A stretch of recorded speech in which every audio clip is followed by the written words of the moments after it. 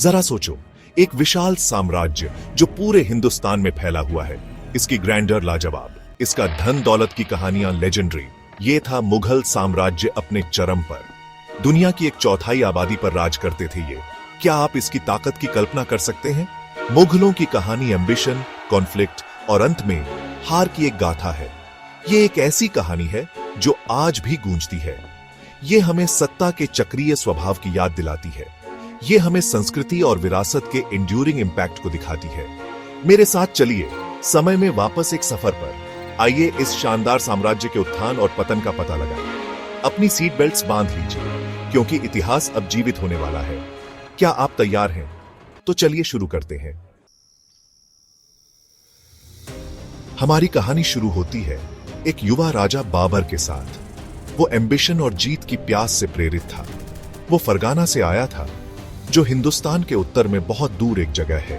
बाबर का सपना था अपना खुद का साम्राज्य स्थापित करना। 1526 में उसे अपना मौका दिखा। उसने अपनी सेना को खतरनाक खैबर दर्रे से होते हुए हिंदुस्तान के बीचों बीच ले गया। पानीपत के मैदान में उसका सामना लोदी वंश की ताकतवर सेना से हुआ। पानीपत की पहली लड़ाई एक टर्निंग पॉइंट थी। बाबर की बेहतर रणनीति और बारूद के इस्तेमाल ने उसे एक बड़ी जीत दिलाई। इस जीत ने मुगल साम्राज्य की नींव रखी। लेकिन बाबर का सफर आसान नहीं था। उसे विद्रोहों और चुनौतियों का सामना करना पड़ा। उसने अपनी पावर को मजबूत करने के लिए कड़ी मेहनत की। उसने एक ऐसे वंश की नींव रखी जो सदियों तक राज करेगा। अकबर, बाबर का पोता, एक दूरदर्शी नेता था। उसकी दूरदर्शिता और नेतृत्व ने मुगल साम्राज्य को नई ऊंचाइयों पर पहुंचाया। उसे अकबर महान यूं ही नहीं कहा जाता। उसकी महानता उसकी नीतियों और कार्यों में झलकती थी। उसे कम उम्र में ही गद्दी मिल गई थी, लेकिन उसने इस जिम्मेदारी को बखूबी निभाया। लेकिन उसने जल्दी ही खुद को एक चतुर शासक साबित कर दिया। उसकी रणनीतियां और निर्णय उसे एक कुशल नेता बनाते थे। अकबर एकता का महत्व समझता था। उसने हमेशा साम्राज्य में एकता और शांति बनाए रखने की कोशिश की। वो एक डाइवर्स और इंक्लूसिव साम्राज्य में विश्वास रखता था। उसने विभिन्न धर्मों और संस्कृतियों के लोगों को अपने दरबार में स्थान दिया। उसने गैर मुस्लिमों पर लगने वाला जजिया टैक्स खत्म कर दिया। यह कदम उसकी धार्मिक सहिष्णुता का प्रतीक था। क्या आप उस जमाने में ऐसी फॉरवर्ड थिंकिंग की कल्पना कर सकते हैं? अकबर ने अपने समय से आगे की सोच रखी।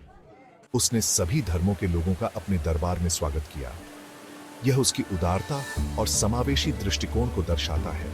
उसने अलग अलग बैकग्राउंड्स के विद्वानों, कलाकारों और संगीतकारों को संरक्षण दिया। उसकी दरबार में हमेशा रचनात्मकता और ज्ञान का आदान प्रदान होता था। उसका शासन धार्मिक सहिष्णुता और बौद्धिक जिज्ञासा का प्रतीक बन गया। उसने हमेशा ज्ञान और संस्कृति को बढ़ावा दिया। अकबर के शासनकाल में मुगल साम्राज्य का बहुत विस्तार भी हुआ। उसकी सैन्य और कूटनीतिक नीतियों ने साम्राज्य को मजबूत किया।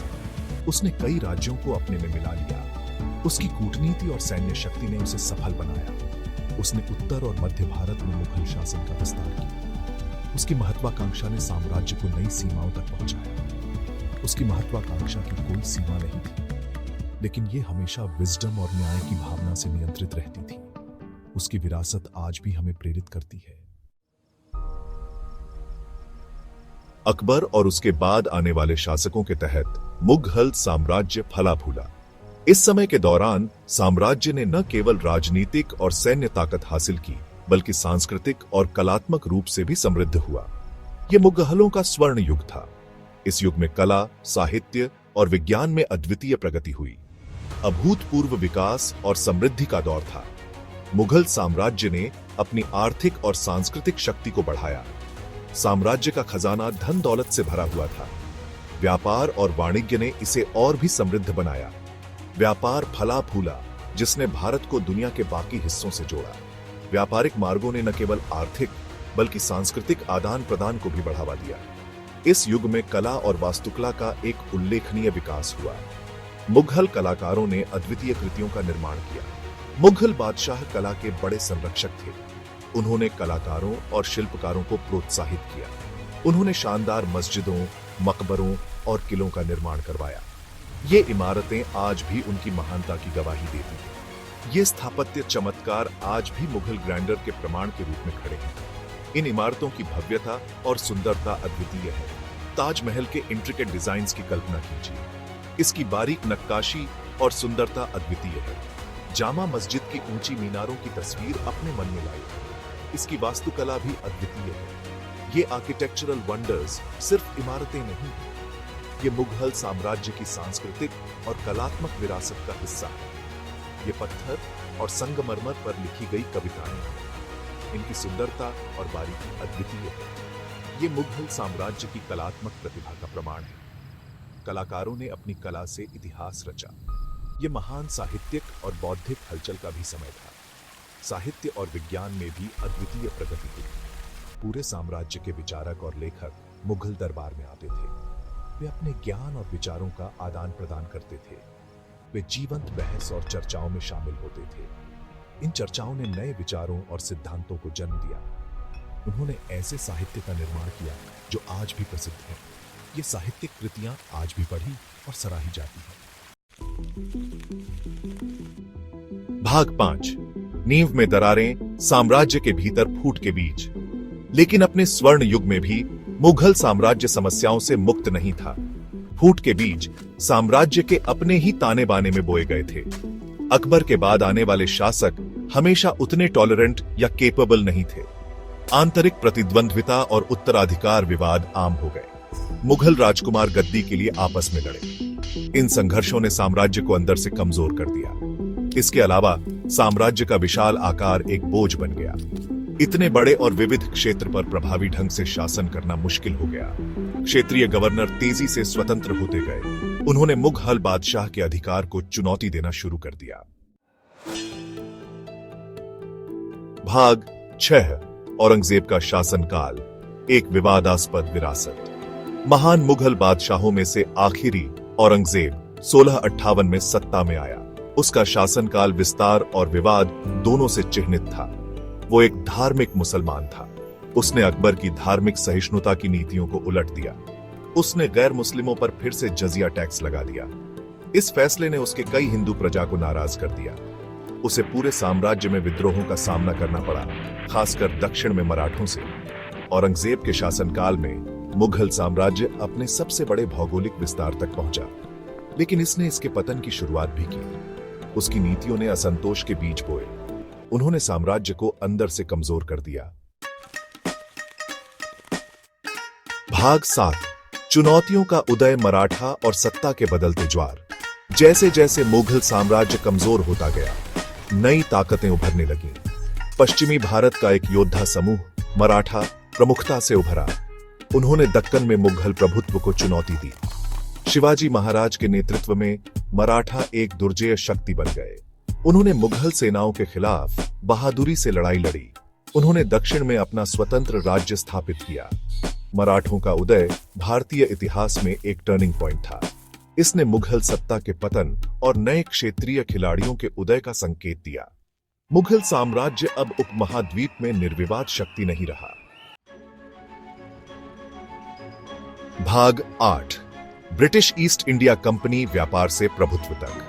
इस बीच क्षितिज पर एक नई ताकत उभर रही थी, ब्रिटिश ईस्ट इंडिया कंपनी। जो एक व्यापारिक कंपनी के रूप में शुरू हुई, उसने धीरे धीरे भारतीय मामलों पर अपना प्रभाव डालना शुरू कर दिया। अंग्रेजों ने मुगल साम्राज्य की आंतरिक कमजोरियों का फायदा उठाया। उन्होंने कुशलता से अलग अलग भारतीय शासकों को एक दूसरे के खिलाफ खेला। उन्होंने धीरे धीरे प्रमुख क्षेत्रों पर अपना नियंत्रण बढ़ाया। 1757 में प्लासी का युद्ध एक निर्णायक क्षण था। अंग्रेजों ने बंगाल के नवाब, एक प्रमुख मुगल जागीरदार, को हराया। इस जीत ने अंग्रेजों को बंगाल पर नियंत्रण दे दिया, जो एक धनी और रणनीतिक रूप से महत्वपूर्ण क्षेत्र था। इस बिंदु से ब्रिटिश ईस्ट इंडिया कंपनी का प्रभाव तेजी से बढ़ा। आंतरिक कलह और बाहरी दबावों से कमजोर हुए मुगल साम्राज्य इस नई शक्ति के उदय को नहीं रोक सके। भाग 9। मुगलों की विरासत, भारत पर एक अमिट छाप। मुगल साम्राज्य आधिकारिक तौर पर 1857 में समाप्त हो गया, जब ब्रिटिश ईस्ट इंडिया कंपनी ने विद्रोह को कुचल दिया। सिपाही विद्रोह के बाद ब्रिटिश क्राउन ने भारत का सीधा नियंत्रण ले लिया और मुगल सम्राटों का युग समाप्त हो गया। लेकिन मुगलों की विरासत जीवित रही उनके द्वारा स्थापित सांस्कृतिक और कलात्मक परंपराओं के माध्यम से उन्होंने भारतीय संस्कृति, कला, वास्तुकला और भोजन पर एक अमिट छाप छोड़ी, जो आज भी स्पष्ट रूप से देखी जा सकती है।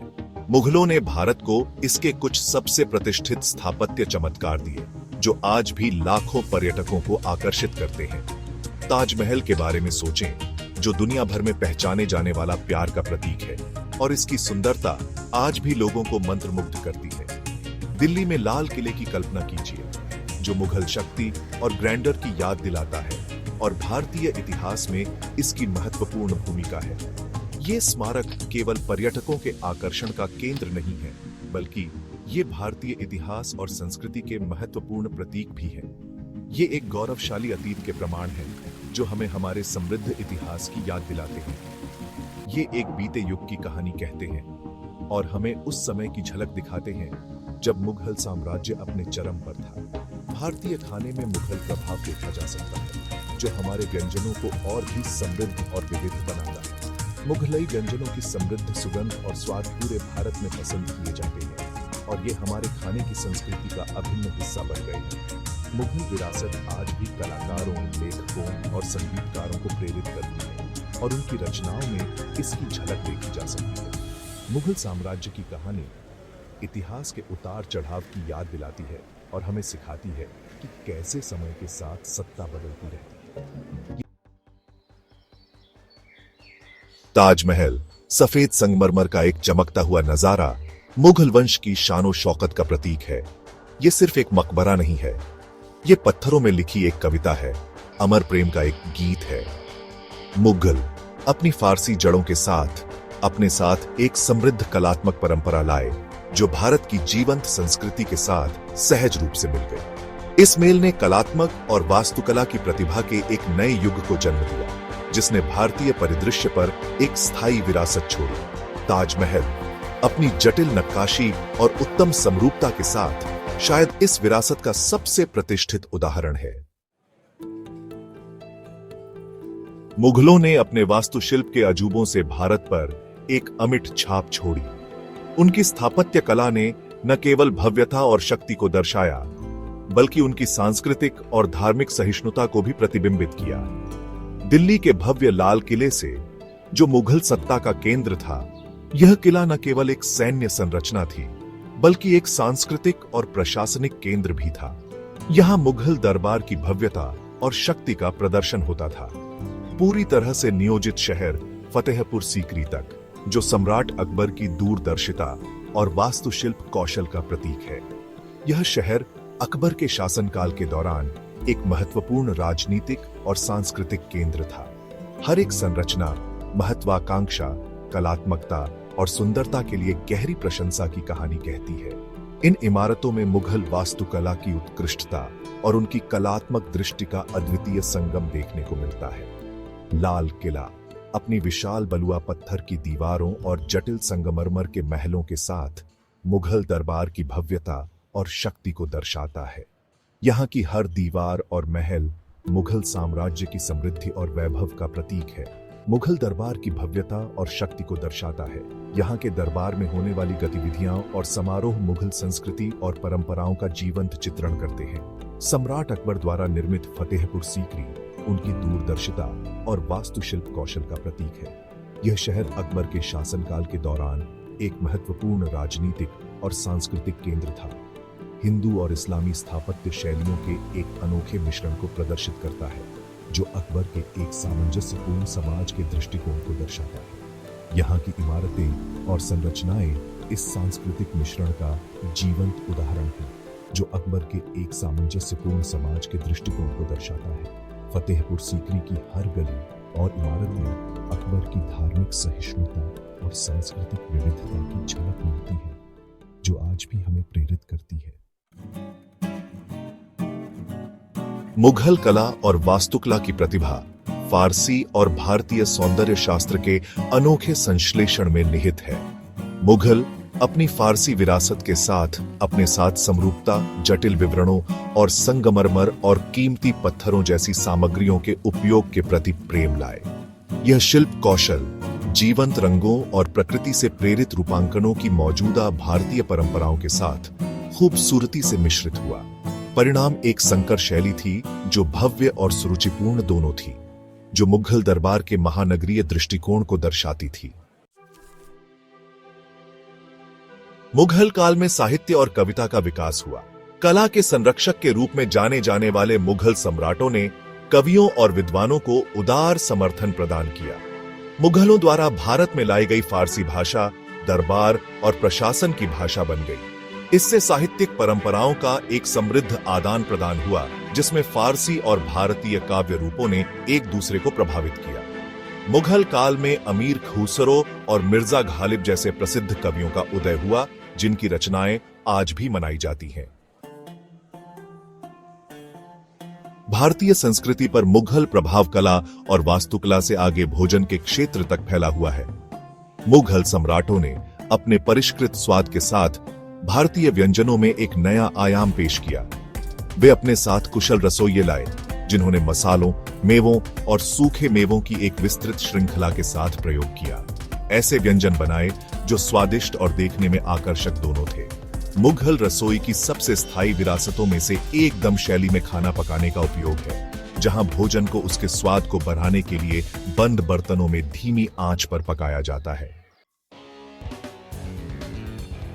भाग 6, थाली के आगे। आज भारतीय व्यंजनों पर मुगल प्रभाव।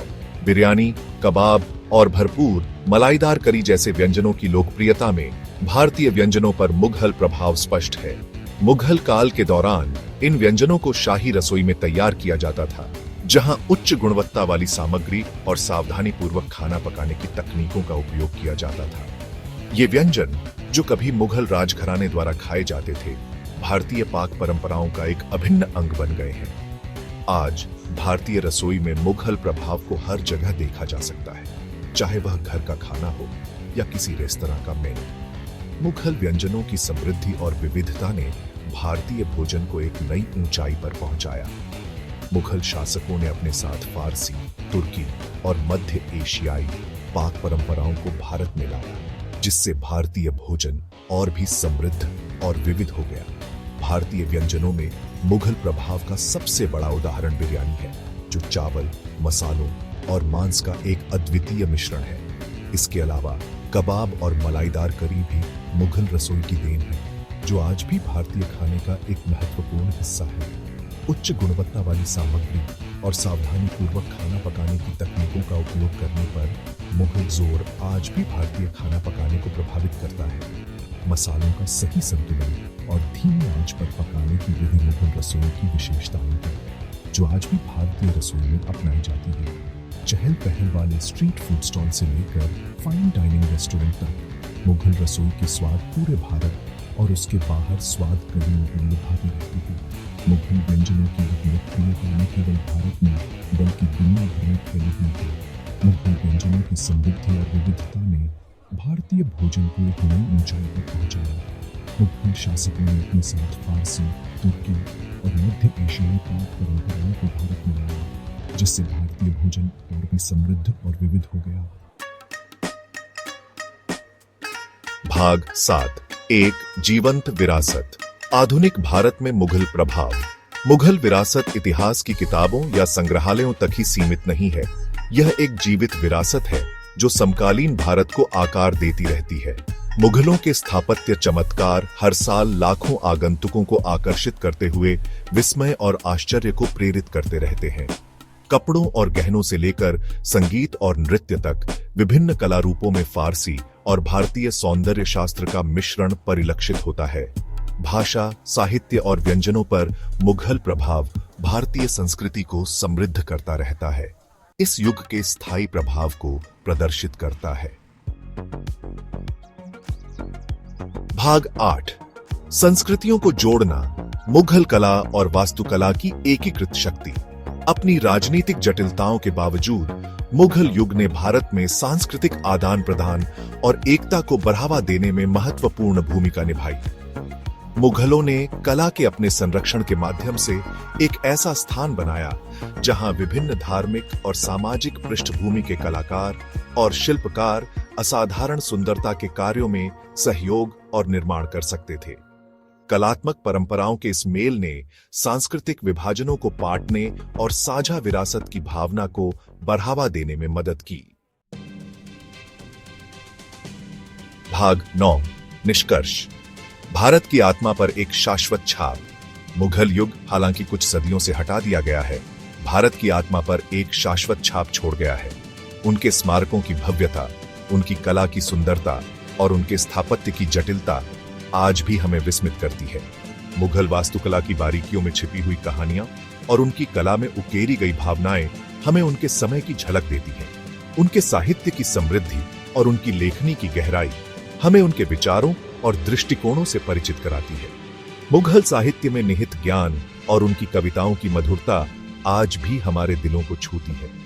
उनके द्वारा लिखे गए ग्रंथ और पांडुलिपियां हमें उनके समय की संस्कृति और समाज की झलक दिखाती है, और उनके व्यंजनों का स्वाद मोहित और प्रेरित करता रहता है। मुगल खानपान की विविधता और उनके व्यंजनों की समृद्धि आज भी हमारे भोजन को विशेष बनाती है। उनके द्वारा विकसित किए गए मसाले और पकाने की विधियां आज भी हमारे रसोई घरों में जीवित हैं। मुगल विरासत सांस्कृतिक आदान प्रदान की शक्ति और विभिन्न परंपराओं के मिलन से उभरने वाली स्थायी सुंदरता का प्रमाण है। मुगल काल में विभिन्न संस्कृतियों का संगम हुआ, जिसने भारतीय समाज को और भी समृद्ध और विविध बनाया। उनकी विरासत ने हमें एकता में विविधता का महत्व सिखाया और विभिन्न परंपराओं के मिलन से उभरने वाली स्थायी सुंदरता का प्रमाण है। मुगल काल में विभिन्न संस्कृतियों का संगम हुआ, जिसने भारतीय समाज को और भी समृद्ध और विविध बनाया। उनकी विरासत ने हमें एकता में विविधता का महत्व सिखाया। जैसे जैसे भारत आगे बढ़ता है, मुगल प्रभाव उसके समृद्ध और विविध अतीत की याद दिलाता है, एक ऐसा अतीत जो उसके वर्तमान और भविष्य को आकार देता रहता है। आधुनिक भारत की प्रगति में मुगल काल की छाप स्पष्ट रूप से देखी जा सकती है। मुगल प्रभाव उसके समृद्ध और विविध अतीत की याद दिलाता है, एक ऐसा अतीत जो उसके वर्तमान और भविष्य को आकार देता रहता है। आधुनिक भारत की प्रगति में मुगल काल की छाप स्पष्ट रूप से देखी जा सकती है। उनके द्वारा बनाए गए स्मारक और इमारतें आज भी हमारे जीवन को शोभा देती हैं।